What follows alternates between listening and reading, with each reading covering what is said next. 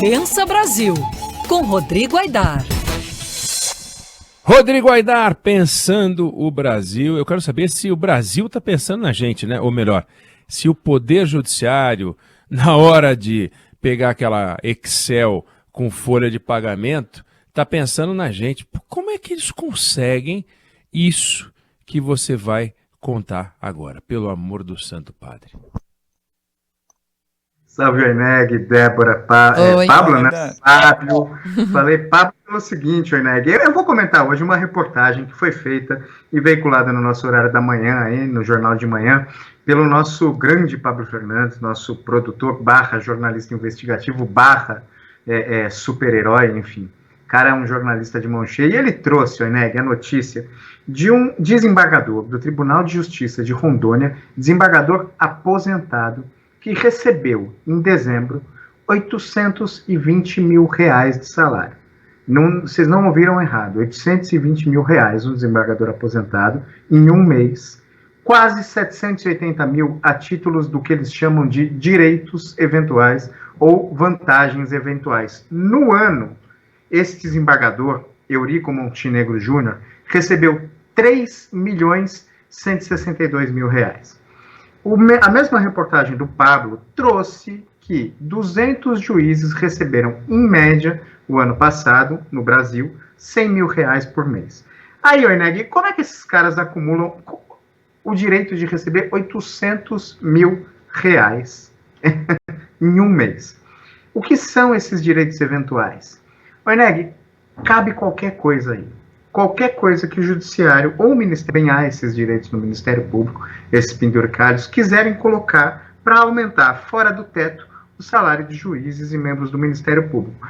Os próprios juízes, muitos juízes, ficam muito pé da vida com esse tipo de notícia, porque isso mancha a imagem da magistratura inteira e, como eu disse, 200 juízes receberam mais de 100 mil, um recebeu R$820 mil, mas os outros não estão recebendo tudo isso, não. Quais são esses penduricalhos, Oineg? A gente pode lembrar o que são. Tribunal de Justiça do Ceará, no começo da pandemia, a gente noticiou, a gente chegou a comentar aqui no meio do dia sobre esse caso. Ele editou uma portaria mandando pagar um acréscimo de 15% no salário dos juízes que faziam parte de um núcleo que chamava Núcleo de Produtividade Remota. Na prática, Oineg, o juiz que trabalhasse em casa, e todos os juízes estavam trabalhando, porque a gente estava no meio da pandemia e isso começou a virar o habitual, receberia 15% a mais no salário. Esse tipo de coisa vai acumulando. A gente pode lembrar do MP de Mato Grosso, que estipulou lá no começo da pandemia também o que a gente chamou de bônus Covid, que todo funcionário tinha direito a uma verba mensal por mês para despesas de saúde. Esses dois penduricalhos foram suspensos, tanto pelo CNJ como pelo CNMP, mas há muitos que não são. E aí, Oineg, eles vão se acumulando, e a gente vê essas coisas inexplicáveis do salário de um servidor público aposentado somar R$800 mil. Agora, Oineg, existe solução? O Pablo já trouxe os fatos, etc., e discutiu isso, né?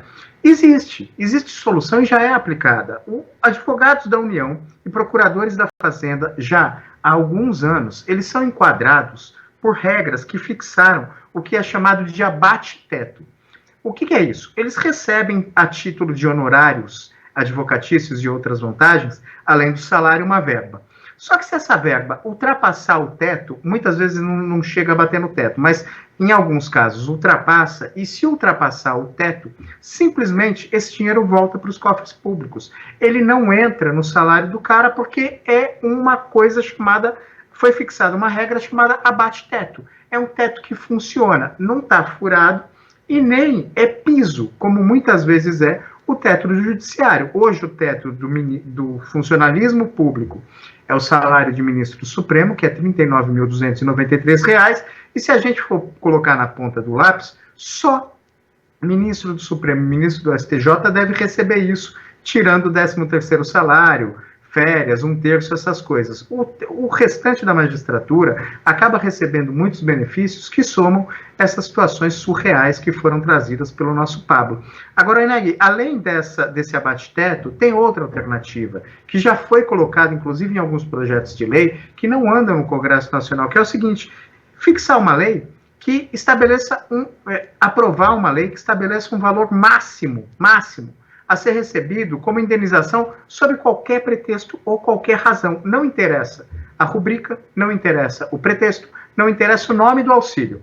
Passou de determinado valor fixado em lei, não recebe e volta para os cofres públicos numa espécie desse abate-teto que já é aplicado para os advogados da União. E aí, Orneg, só assim a gente vai conseguir eliminar a possibilidade de leis futuras burlarem uma lei que tenta, de forma efetiva, enquadrar os salários dos servidores públicos nessa regra constitucional do teto. Sem a vontade política de enfrentar as coisas dessa forma, a gente vai continuar assistindo a esses absurdos que são divulgados aqui por nós da imprensa de tempos em tempos. Aidar, antes de te liberar, existe uma legislação toda de trânsito que fala, por exemplo, que o pedestre deve atravessar uma rua na faixa de pedestre.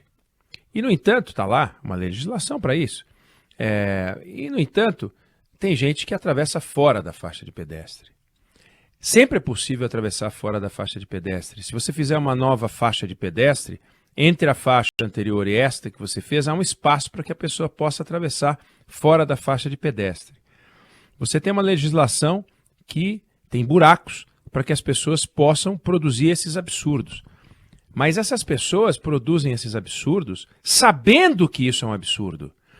Não é que a legislação abraça. Eles dão um jeito de se escorar em legislações para cometer esse absurdo. Eles sabem que isso é um absurdo.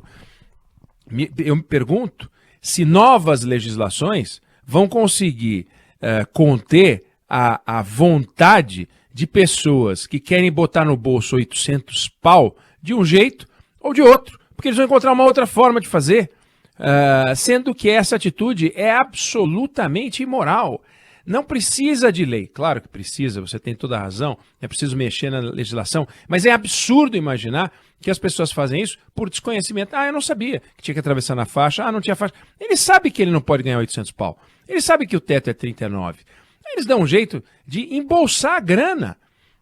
Aí eles embolsam a grana, a gente faz uma lei, eles dão uma outra forma, encontram uma outra forma de embolsar de novo. Essa é a minha angústia, não sei se faz sentido ou se não passa de um desabafo de uma pessoa irritada de ver esses assuntos. Eneg, faz sentido. A gente sabe que lei não resolve nada. Se não quiser respeitar as leis, não respeita as leis. De fato, a gente tem vários exemplos de leis que simplesmente são ignoradas. O fato é que, neste caso, teria que ser uma regra muito objetiva. Uma regra, talvez uma emenda constitucional, algo que fosse muito objetivo, enquadrando de forma que evitasse qualquer tipo de tentativa de drible.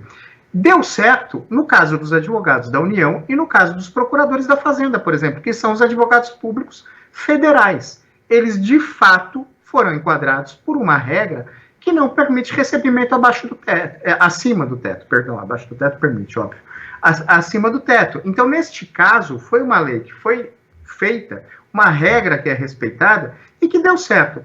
É claro, se a lei vier e não for muito objetiva, estabelecendo um limite, e nada além desse limite, absolutamente nada, não tem assim, vírgula, salvo questões de caráter indenizatório, salvo isso, salvo aquilo. Se vier assim, você tem completa razão. Eles vão dar um drible e continua pendurando as coisas, por isso que chama penduricalhos, pendurando verbas nesse vírgula, salvo se. Agora, tem que ser uma regra que não tenha o salvo se.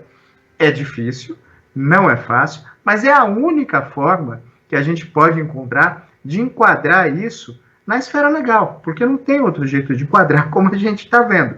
Mas você tem razão, o raciocínio é perfeito. Não adianta a gente ficar criando novas leis só por criar novas leis. A gente precisa, de fato, criar regras que enquadrem as coisas de forma muito mais objetiva do que as leis que já existem. É a saída possível. Se ela vai dar certo, aí a gente tem que torcer, ter esperança e confiar, né, Orneg? É exatamente isso. E sabe que, só para encerrar, a Constituição brasileira tem uma palavra chamada preferencialmente, que é uma beleza.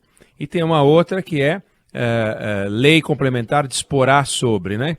Então, no preferencialmente, é assim, a folga semanal será preferencialmente aos finais de semana. Ou seja, pode ser qualquer dia. Então, por que preferencialmente? Ou será ou não será. Aí entra na justiça. E o lei complementar disporá, eles falam assim, ninguém pode cuspir no chão. Lei complementar disporá sobre o assunto.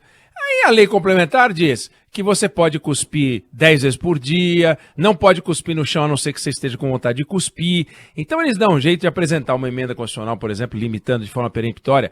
Ninguém poderá receber acima do teto. Lei complementar disporá sobre o assunto. Aí vem o auxílio paletó, auxílio dor de dente.